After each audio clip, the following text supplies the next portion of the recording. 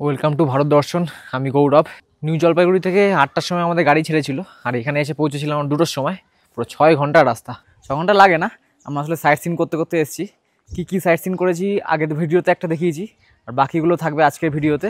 তো তার আগে আজকে যেখানে হোমস্টেটা আছে শিটংয়ে, সেই হোমস্টেটা একবার তোমাদের দেখিয়ে দিই।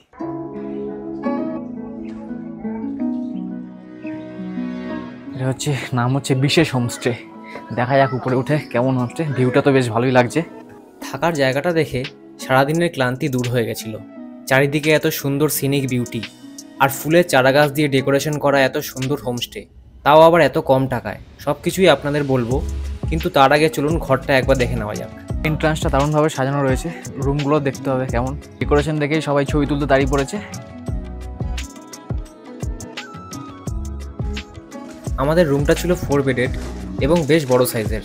ঢুকতেই সামনে ছিল একটা খাট, আর তার উল্টো দিকের টেবিলে রাখা একটা ট্রের উপর 2টো গ্লাস, একটা জলের জগ আর একটা ইলেকট্রিক কেটেল।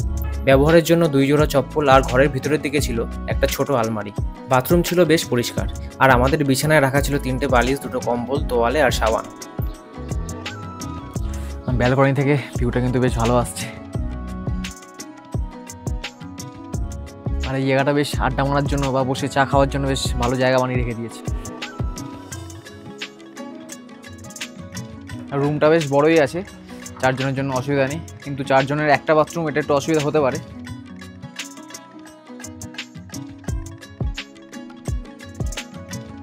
একবার হোমস্টের উপরটা একবার তোমাদের দেখাই। আর আমার পেছনে একটা কাচের ব্রিজ বানানো রয়েছে, দেখি একবার গিয়ে ওখানে।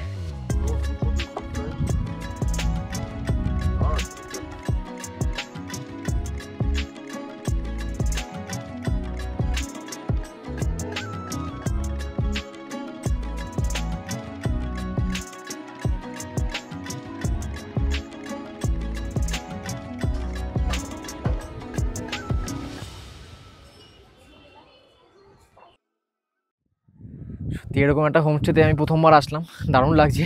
আমরা এখানে একদিনই থাকবো। আমাদের এখানে একদিনের ভাড়া পড়ছে 1800 টাকা উইদাউট জিএসটি। এখানে আসার আগে যে আমরা সাইট সিনগুলো করেছি সেগুলো একবার দেখে নাও।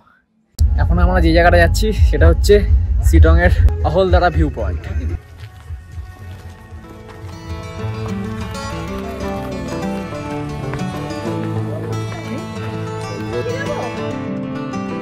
আমার এই পিছনে যেটা রয়েছে এটা হচ্ছে একটা হোমস্টে। আপনারা যদি চান পাহাড়ের কোলে ও চা বাগানের মাঝে একটা সুন্দর হোমস্টেতে থাকবেন আর ঘরে বসেই কাঞ্চনজঙ্ঘা দেখবেন, তাহলে এই জায়গাতে এসে থাকতে পারেন। আর এখানে আসার সবথেকে ভালো সময় হলো নভেম্বর মাস।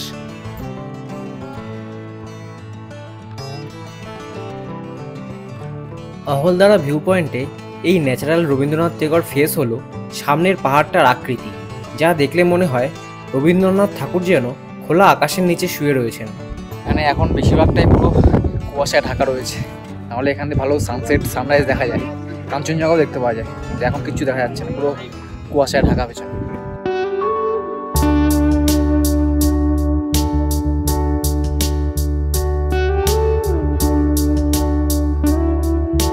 পশ্চিমবঙ্গের দার্জিলিং জেলার একটি জনপ্রিয় স্থান হলো এই অহলদারা ভিউ পয়েন্ট।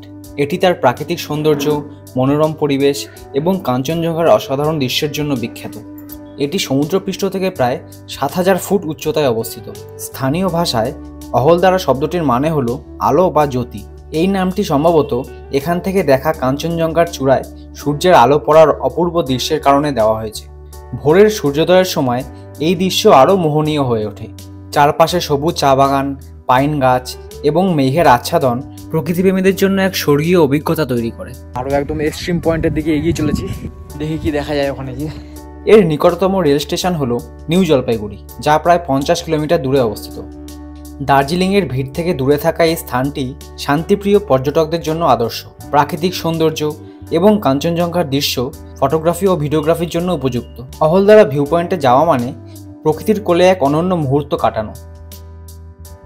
শান্ত দূষণমুক্ত পরিবেশ থেকে যদি দূরে আসতে চাও, তাহলে এর থেকে ভালো জায়গা কিন্তু আর হয় না।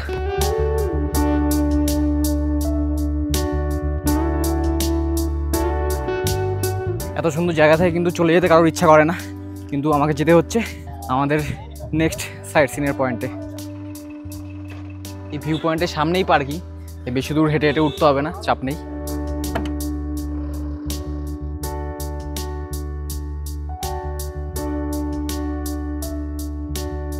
এখন চলে এসেছি শিটংয়ের নামথিং লেক। এই নামথিং পোখরি লেক হলো পশ্চিমবঙ্গের দার্জিলিং জেলায় অবস্থিত একটি ছোট এবং মনোরম হ্রদ।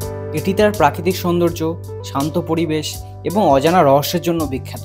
স্থানীয় ভাষায় নামথিং পোখরি শব্দটির অর্থ হলো অজানা বা রহস্যময় হ্রদ। নামথিং পোখরি চারপাশে সবুজ পাহাড়, পাইন গাছ এবং চা বাগান দ্বারা ঘেরা। হ্রদের চারপাশে বিভিন্ন প্রজাতির পাখির কলতান শোনা যায়, যা প্রকৃতিপ্রেমীদের জন্য একটি বিশেষ আকর্ষণ। এই লেকে কিন্তু সবসময় জল থাকে না, এখন যেমন শীতকাল বলে জল শুকিয়ে গেছে, আর বর্ষাকালে পুরো একদম লেকে যেমন হয় জল ওরকম হয়ে যায়।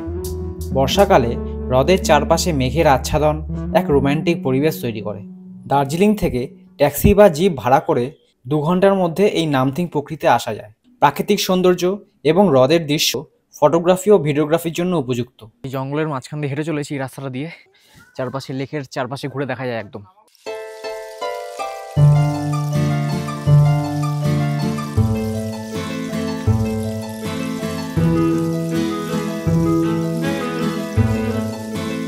যে এই জায়গাটা, এখানে বর্ষাকালে পুরো জল থাকে, আর এখন পুরো শীতকালে পুরো শুকিয়ে গেছে।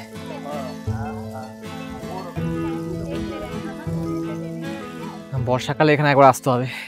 চারিদিকে জঙ্গলের মাঝখানে একটা লেক, আর লেকে জল নাকি খুব স্বচ্ছ হয়, সবসময় স্বচ্ছ থাকে জল, দেখতে হবে একবার এসে। চলো তাহলে এই ভিডিওটা এখানেই শেষ করছি। যদি ভালো লাগে একটা লাইক করে দিও, অবশ্যই কিন্তু চ্যানেলটা সাবস্ক্রাইব করে দেবে।